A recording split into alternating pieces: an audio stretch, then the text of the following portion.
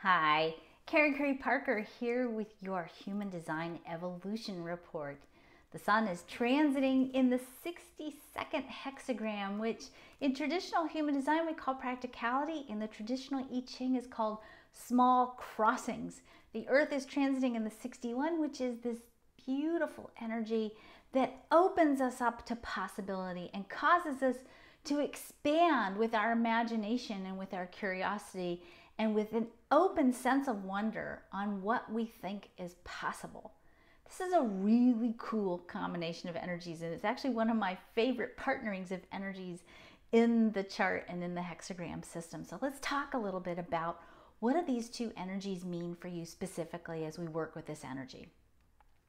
We've just come through this really kind of bumpy week and a half with some intense full moon energy. We've had provocation, we've had initiation, we've had all of this quest to redefine the stories of who we think we are. And we're still on that quest. I mean, we're very much playing with this theme of what stories am I using to define myself? What stories am I using to give meaning to what I'm creating in my life?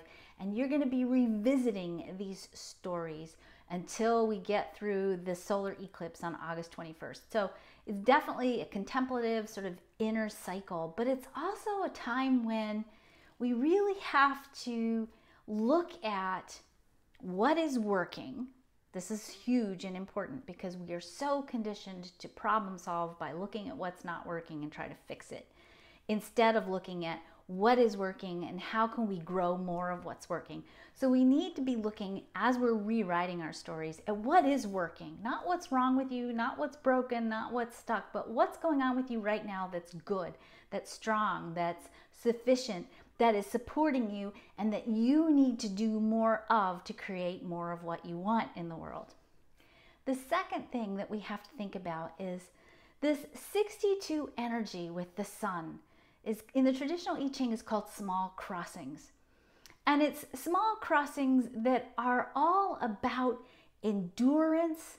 They're all about progress. They're all about going across something that's big and expansive. We're in a big and expansive cycle of change. We've got a lot of things in front of us that we've got to be working on.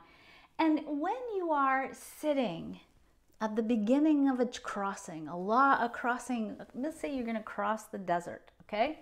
When you're sitting on the edge of that desert and you're looking across the horizon and you know where you're going to end up, but you can't quite see how you're going to get there, and it seems like it's going to be a really long journey, you know, that moment of recognizing the magnitude of what it is you're wanting to achieve can cause us to be despairing, can cause us to pull in and not go as far as we had intended.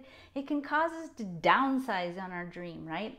Until we can do the things that we think we can do, or the things that are practical, or the things that perhaps fit into the limitations of what we think are reasonable and possible. You're being invited this week to shatter the concept of being reasonable, to shatter the concept of being practical, and to take small crossings across the large crossing, and to notice those places where you make small steps towards the end goal of where you're headed. We forget sometimes to celebrate our success along the way. We think we can't celebrate till we get to the end, till we get across the desert.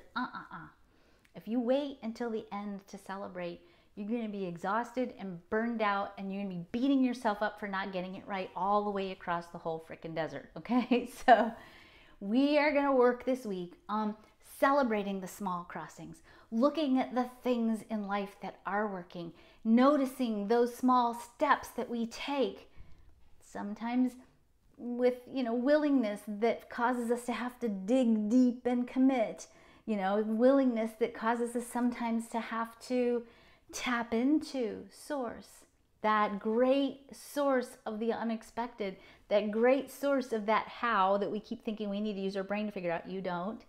We have to remember this week that when we are making those small crossings, that we have to keep our connection to our sense of wonder. When we're crossing the desert, don't just go, I'm going on the desert, I'm going on the desert, and put the blinders on. Take a look around. Look at the dunes. Look at the dung beetles rolling, dung up and down in the sandy hills. Look at the camels and the Bedouins, and look at all of the amazing beauty around you. Stay in that state of wonder, because that, my friends, that state of wonder is your most powerful, most creative energy. And it's that state of wonder that, as you're making those small crossings across the desert, is going to keep revealing the path in front of you. And ultimately, if you could stay in that place of wonder, that path unfolds with joy and synchronicity along the way. So this week, I want you to really work on, what are your successes? What are you doing right? What is working? What do you need to expand on and grow? What story about you is amazing that you need to really pay attention to? And what do you need to do to engage in that place of wonder so that you can stay in that flow of quantum creativity and tap into the synchronicity and joy that's waiting for you? Have a great week. It's going to be fun.